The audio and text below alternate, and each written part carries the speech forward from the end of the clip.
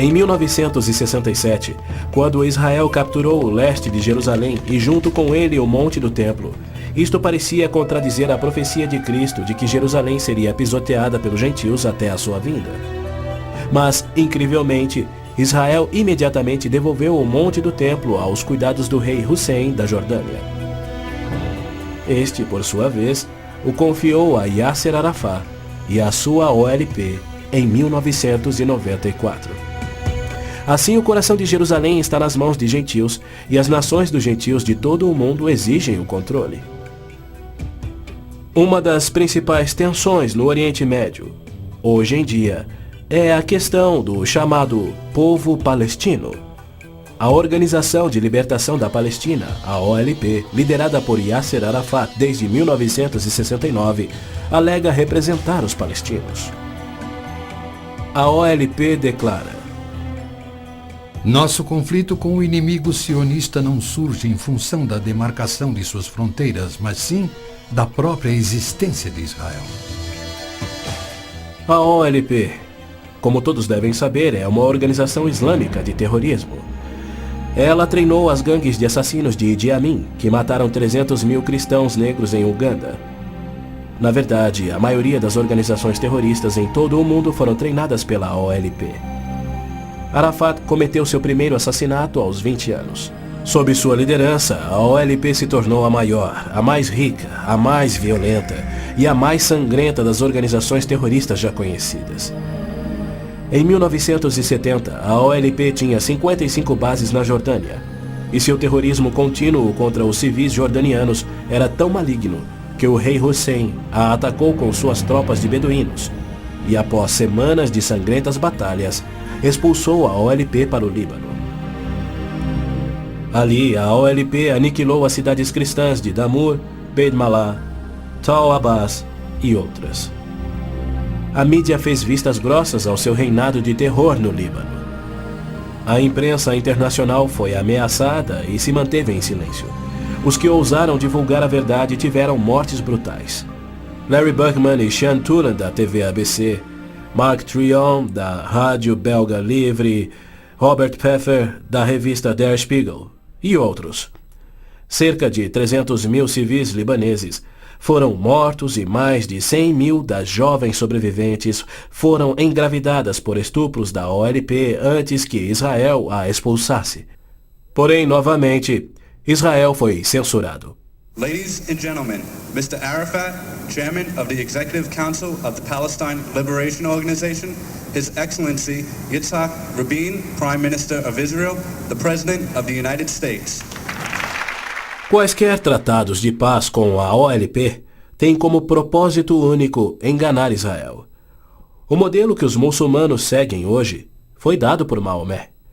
Em 628, ele firmou um tratado de paz de 10 anos com sua tribo Quraysh, em Meca. 2 anos mais tarde, ele atacou Meca, matando os homens e escravizando as mulheres e crianças.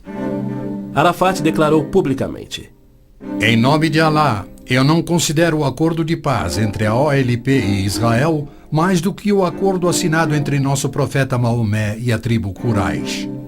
A paz para nós implica na destruição de Israel.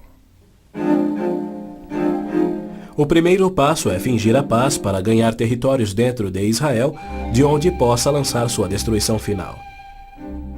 Por incrível que pareça, Arafat e seus assassinos da OLP têm sido eximidos e celebrizados pela mídia mundial.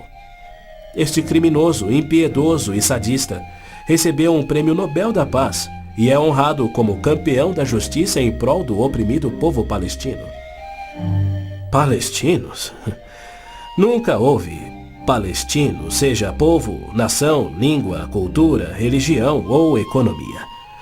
As alegações de serem descendentes de um povo palestino que supostamente habitou uma terra chamada Palestina por milhares de anos não passa de uma mentira intencional. A terra era chamada Canaã e era habitada por cananeus. E o que fora Canaã tornou-se a terra de Israel quando Deus a entregou ao seu povo. Porém, uma história revisada que oculta a verdade é promovida nas melhores enciclopédias e livros, incluindo publicações cristãs. Aqueles que hoje se denominam palestinos são árabes, por berço, língua, religião islâmica e cultura. A origem do termo Palestina provém dos filisteus, os arqui-inimigos do antigo Israel. Em 130 d.C., os romanos reconstruíram Jerusalém como uma cidade pagã, tendo um templo de Júpiter no lugar do templo judeu. Provocados à rebelião, 500.000 de judeus foram mortos e milhares escravizados. Os romanos, irados, renomearam a terra de Israel, batizando-a de Síria-Palestina. Assim surgiu o termo palestino. Dali em diante, os judeus que ali viviam foram chamados de palestinos. Na Segunda Guerra, o exército britânico tinha uma brigada palestina composta por voluntários judeus. A Orquestra Sinfônica da Palestina era de judeus, assim como o Palestine Post era um jornal de judeus. Em 1948, árabes fugidos de Israel começaram a alegar que eles eram os verdadeiros palestinos e que a terra de Israel sempre lhes pertencera. E a mídia mundial promove essa mentira. Mas a verdade é que em 1948 os árabes ocupavam meros 3% da Palestina, enquanto que a posse de Israel data de 4.000 anos de quando Abraão adquiriu a caverna Macpela em Hebrom. Ali Abraão sepultou sua esposa Sara, e ali estão enterrados Abraão, Isaque, Rebeca, Jacó e Lia. Em Hebrom, Davi foi coroado rei. É um lugar sagrado para os judeus e não tem nada a ver com os árabes ou com o Islã. E ainda assim os muçulmanos ignoram a presença contínua dos judeus por 3.000 anos e dizem que Hebrom é sua. Construíram uma mesquita e estão determinados a expulsar todos os residentes judeus. Há meio século, o mundo convive com o problema de centenas de milhares dos autodenominados refugiados palestinos da guerra pela independência em 1948. Em mais uma mentira típica, a mídia internacional acusa os judeus de impiedosamente desalojarem a população nativa. Mas, na verdade, foi o alto comando árabe que os instruiu por rádio a deixar rapidamente a Palestina enquanto eles massacrariam os judeus. Uns 350.000 fugiram. Muitos ficaram. Os que ficaram hoje são cidadãos israelenses e atualmente compõem uns 16% do eleitorado de Israel.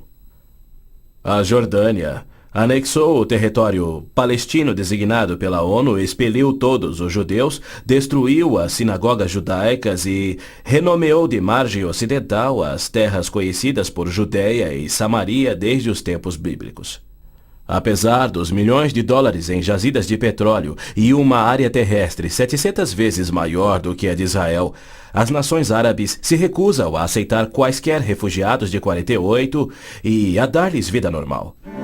Somando milhões devido à sua alta taxa de natalidade, hoje eles são restritos a vergonhosos acampamentos de refugiados em Gaza, Jordânia, Líbano, Síria e na margem ocidental. Estes infelizes são mantidos assim para que seu infortúnio seja exibido como propaganda. Por outro lado, o recém-formado Estado de Israel, cuja população somava 600.000, absorveu rapidamente 820.000 refugiados judeus que fugiam das terras árabes, onde por 13 séculos, desde o advento do islamismo, eram sujeitados a surras e cusparadas nas ruas e mercados. Centenas foram brutalizados ou mortos pelos muçulmanos em surtos imprevisíveis de violência e tiveram suas posses confiscadas. O renascer de Israel propiciou um refúgio acolhedor para o qual fugiram. Israel já assimilou milhões de imigrantes. Mais de 1 milhão de refugiados ficaram sob o domínio de Israel nos acampamentos em 1967, na Guerra dos 6 Dias. Israel lhes oferece terras estatais, eletricidade, água, esgoto, pavimentação e escolas, e já construiu 9 complexos residenciais para abrigar 10.000 famílias. As nações árabes, incrivelmente, se opõem ao auxílio que Israel oferece aos seus refugiados. Ainda mais incrível é que as Nações Unidas adotam anualmente as seguintes surpreendentes resoluções. A Assembleia Geral exige que Israel desista da reintegração dos palestinos na faixa de Gaza. A Assembleia Geral conclama novamente a Israel para que se retraia de quaisquer ações destinadas à reintegração dos refugiados palestinos na margem ocidental. Se formos analisar a